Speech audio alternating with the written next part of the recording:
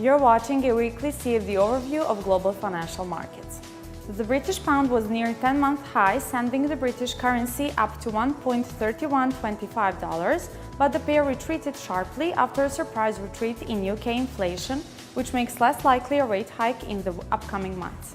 The euro strengthened against the dollar last week, reaching $1.1582 on Tuesday afternoon, supported by a broad dollar's weakness over the Monday Trump care debacle-led rally.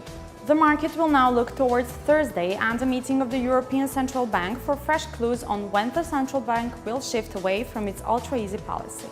The Japanese yen also strengthened sharply, testing the 112 level on Tuesday early afternoon.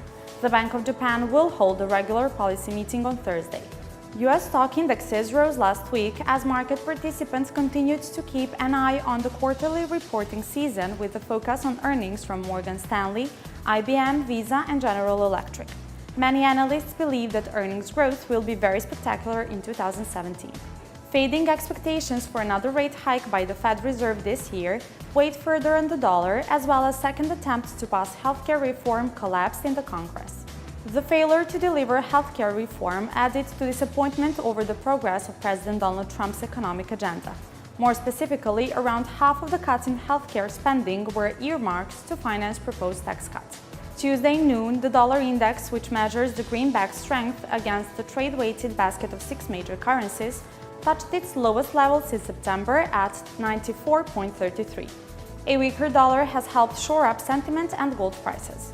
Last week, gold prices rose to two-week highs as weak US inflation data added to doubts over whether the Fed Reserve would raise interest rates for a third time this year. However, Bloomberg reported that money managers turn bearish on precious metals and gold is out of their favor.